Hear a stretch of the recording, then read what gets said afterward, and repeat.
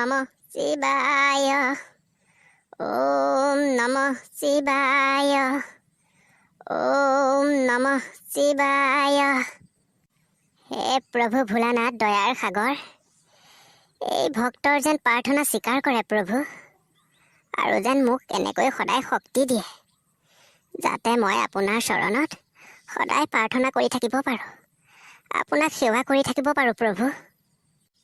হে প্ৰভু ভোলানাথ, আপোনাক প্ৰাৰ্থনা কৰাৰ সময়ত বহুতো ভুল কুটি হ'ব পাৰে, সকলোখিনি যেন ভুল কুটি মৰিখন কৰি এই অধৰ্মীক আশীৰ্বাদ কৰে প্ৰভু। ঘৰত কোনোবা আছেনে? এবাৰ বাহিৰলৈ ওলাই আহি দেখা দিয়কচোন। এই ৰাতিপুৱাতে আকৌ কোন ওলালহি? বাৰু যা হওক, গৈ পেলাই চাওঁচোন কোন আহিছে। প্ৰভু, মই আপোনাক ইমানতে এৰিছোঁ, আশীৰ্বাদ কৰিব প্ৰভু। বৰমা, ভিক্ষা বিচাৰি আহিছোঁ আপোনাৰ ঘৰলৈ, কিবা এটা দি পেলাই সহায় কৰকচোন, আপোনাক ভগৱানে মংগল কৰিব। সোণজনী, তোৰ অৱস্থাটো দেখি বেয়া নলগা নহয়, কিন্তু তোক দিব পৰাকৈ মোৰ ওচৰত একো নাই নহয়। অৱশ্যে ঘৰত কাম দুটামান আছে, সেই কামকেইটা যদি তই কৰি দিব পাৰ তেন্তে কিবা এটা লৈ যাব পাৰিবি। বৰমা, আপুনি মোৰ এই অৱস্থাটো দেখিও কাম কৰিবলৈ কৈছেনে? আজিকালি দিনকাল এনেকুৱাই আইজনী, এনেই দিয়া দিন উকলিল নহয়। যদি একো এটা কৰি দিব নোৱাৰ তেতিয়াহ'লে বেলেগৰ ঘৰতে গৈ পেলাই ভিক্ষা মাগগে যা, মই দিব নোৱাৰোঁ। হ'ব বৰমা, আপুনি যদি দিব নোৱাৰোঁ বুলি কৈছে, মইতো আৰু জোৰ কৰিব নোৱাৰোঁ।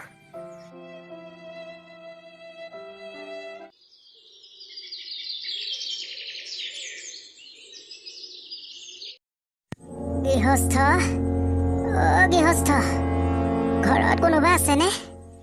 অকণমান মাত দিয়কহিচোন। কোনোবা আছেনে ঘৰত? হয়, আছোঁ আছোঁ, কওকচোন কি লাগে আপোনাক, কিয় বা মাতিছিলে? আইদেউ, আজি দুদিনমান ধৰি ক'তো ভালকৈ একো এটা খাবলৈ পোৱা নাই, আপুনি মোক দয়া কৰি কিবা এটা খাবলৈ দিয়কচোন, ভগৱানে আপোনাক মংগল কৰিব। আপোনাৰ কথাটো শুনি বেয়াই লাগিছে জানেনে, আপোনাকনো কি মিছা ক'ম, ভাত আছিলে, কিন্তু অলপ আগত চৰু ধুবলৈ নি চোৱা পাতনিলে দলিয়াই দিলোঁ সেইখিনি, এতিয়া একো নাই নহয় আপোনাক দিবলৈ। আইদেউ, বেলেগো একো নাই নি ফলাহাৰ চলাহাৰ? তেনেকুৱা কিবা এটা পোৱা হ'লেও মই পেটটো পূৰাব পাৰিলোঁহেঁতেন।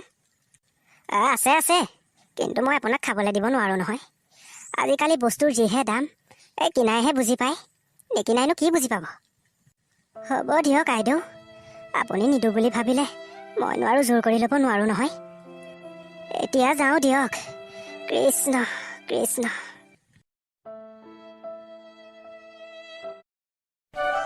জেতুকী পেহী, খোৱা বোৱা কৰিলেনে নাই? কৰিলোঁ, পিছে তই কৰিলিনে নাই খোৱা বোৱা? কৰিলোঁ পেহীদেউ, পিছে মই এটা কথা বৰকৈ লক্ষ্য কৰিছোঁ, এইকেইদিন আপোনাৰ ঘৰলৈ মানুহ ইমানকৈ অহা যোৱা কৰি আছে যে, কিবা হৈছে নেকি? হওঁতে একো হোৱা নাই, সেই সোপা খুজিবলৈ মাগিবলৈ আহে কাম নাইকিয়া সোপা, আৰুনো সিহঁতৰ বাদে মোৰ ঘৰলৈ কোন আহে? দিনটোত থাকেই আৰু দুযোৰা তিনিযোৰা ভিক্ষাৰী। পিছে আপুনি ভিক্ষা দিয়ে নে নিদিয়ে? ক'ৰ পৰানো দিবি, নিজকেই নাতেচোন। সিহঁত আহে, কিবা এটা বিচাৰে, মই আকৌ কিবা কিবি কৰি উভতাই পঠিয়াওঁ। থাকিলেওনো কেনেকৈ দিবি, আজিকালি বস্তুৰ যিহে জুই চাই দাম, মানুহক এনেই দিবলৈ অসুবিধাই হয়। পেহীদেউ, আপুনি সেইটো বেয়া কাম কৰিছে নহয়, তেনেকৈ যদি ঘৰলৈ খোজনীয়া মগনীয়া আহে, দিব লাগে অন্ন এমুঠি, তেতিয়া আশীৰ্বাদ পায়। হেৰৌ, সিহঁতৰ আশীৰ্বাদ নালাগে, মই প্ৰভু ভোলানাথৰ ইমান ডাঙৰ ভক্ত, বাবাৰ আশীৰ্বাদেই মোৰ কাৰণে যথেষ্ট, সিহঁতৰ আশীৰ্বাদ নহ'লেও হ'ব মোক। হ'লেও পেহীদেউ, অন্নদান মহান দান, প্ৰভু ভোলানাথক যিমানেই আপুনি সেৱা সৎকাৰ কৰি নাথাকক, যদি তেনেকৈ ঘৰলৈ অহা ভিক্ষাৰীক অন্ন এমুঠি নিদিয়ে, আপোনাৰ সেই সেৱা সৎকাৰ সফল নহ'ব নহয়। কিয় নহ'ব ৰহিলা, কিয় নহ'ব? মই ৰাতিপুৱা চকুৰ মেলাৰ পৰা ৰাতি সেই শোৱা পাতিত পৰালৈকে প্ৰভু ভোলানাথৰ গুণগান গাই থাকোঁ, প্ৰভু ভোলানাথ তাতেই সন্তুষ্ট হয় আৰু মোক আশীৰ্বাদ কৰে। এই ভিক্ষাৰী মগনীয়া খোজনীয়াক দি এনেই ঘৰখন মই ধ্বংস কৰিবলৈ নাই, প্ৰভু ভোলানাথেই মোৰ কাৰণে একমাত্ৰ ভগৱান, আৰু মই তেখেতকে সেৱা কৰিম, তেখেতৰ আশীৰ্বাদেই মোৰ কাৰণে যথেষ্ট। কিন্তু আপুনি এটা কথা নাজানে নেকি পেহীদেউ, প্ৰভু ভোলানাথো আনক দান দিলেহে সন্তুষ্ট হয়, সেৱা সৎকাৰ যিমানেই কৰি নাথাকক, যেতিয়া আনক দান দিব তেখেত তেতিয়া নিজেই সন্তুষ্ট হয়। হেৰৌ ৰহিলা, তই মোক জ্ঞান দিব নালাগে, তই এই পৃথিৱীলৈ অহানো কেইটা দিন হৈছে? তই যে মোক জ্ঞান বিলাবলৈ আহিছ।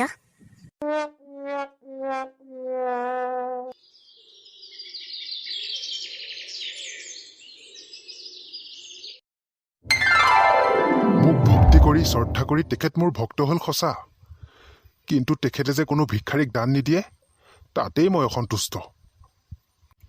তেখেতে সকলোকে কৈ ফুৰে যে মই বাবা ভোলানাথৰ ভক্ত, কিন্তু এনেকুৱা ভক্তৰ যদি এনেকুৱা ভক্তি হয় মই বাৰু কেনেকৈ সন্তুষ্ট হওঁ? যদি দুখীয়াক দানেই কৰিব নোৱাৰে, ভিক্ষাৰীক একো ভিক্ষাই দিব নোৱাৰে, সেই ভক্তৰ এই পৃথিৱীত কোনো মূল্য নাই। এনেকৈ যদি হ'বলৈ হয় মোৰ ভক্তি দেখোন এই পৃথিৱীত এদিন লাহে লাহে নাইকিয়া হৈ পৰিব। মানুহে মোৰ ভক্তি মিছলীয়া বুলি ভাবিব। কাৰণ অকল ধনী মানুহেই নহয়, মোক সকলোৱে পূজা কৰে, সকলোৱে মনত স্মৰণ কৰে। একেবাৰে ধনী দালালৰ পৰা একেবাৰে ৰাস্তাৰ ভিক্ষাৰীলৈকে মোক স্মৰণ কৰে। যদি এনেকুৱাই হ'বলৈ হয় মোৰ ভক্তিত সংকট হৈ পৰিব। বাৰু, মোৰ ভক্তক মই নিজেই পৰীক্ষা ল'ম। তেখেতে মোক ভিক্ষা দিয়ে নে নিদিয়ে মই তাকেই আজি পৰীক্ষা কৰিম। আইদেউ, আইদেউ, বাহিৰলৈ আহকচোন। ভিক্ষা বিচাৰি আহিছো, ভিক্ষা দিয়কহি। আইদেউ, আইদেউ, আইদেউ, এই বাবাক ভিক্ষা দি উদ্ধাৰ কৰক আৰু আপুনি ধৰ্মৰ ভাগ লওক। আইদেউ, ভিক্ষা দিয়ক। আইদেউ, ভিক্ষা দিয়ক। সাধু বাবা, আপুনি বৰ বেয়া সময়ত আহিল নহয়। মই আপোনাক এতিয়া ভিক্ষা দিব নোৱাৰিম। মই ভিতৰত কাম কৰি আছোঁ। আপুনি যদি বেলেগ সময়ত অহা হ'লে দিব পাৰিলোহেঁতেন, কিন্তু এতিয়া মই আপোনাক ভিক্ষা দিব নোৱাৰিম বাবা। মোক আপুনি বেয়া নাপাব। আইদেউ, আপুনি মোক ভিক্ষা দি আকৌ কাম কৰিবগে। যেনে তেনে কৰি ভিক্ষা দিয়ক আইদেউ, নহ'লে যে মই ভোকতেই থাকিব লাগিব। সাধু বাবা, এতিয়া মই আপোনাক কৈছোৱেইচোন যে মই আপোনাক ভিক্ষা দিব নোৱাৰিম। মই কাম কৰি আছোঁ। হ'ব আইদেউ, দিব নোৱাৰে যদিতো আৰু উপায় নাই। ওম নমঃ শিৱায়, ওম নমঃ শিৱায়।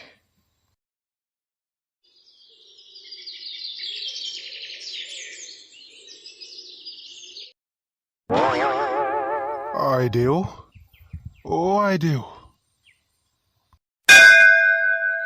আইদেউ, ভিক্ষা দিয়ক। আইদেউ, ভিক্ষা দিয়ক। আপুনি আজিও আহিলে সাধু বাবা, কিন্তু আজিও মই আপোনাক ভিক্ষা দিব নোৱাৰিম নহয়। মই মানে এফালে যাওঁ। আপুনি মোক বেয়া নাপাব দেই। নাপাওঁ আইদেউ, নাপাওঁ।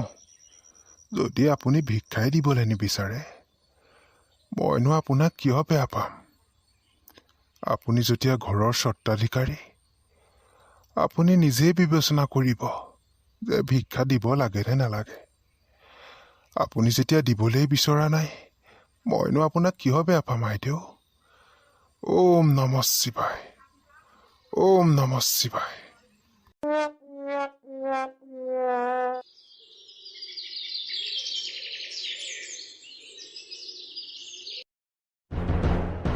হে প্ৰভু ভোলানাথ, হে মহাদেৱ, মই এইবিলাক সপোনত কি দেখিছোঁ প্ৰভু?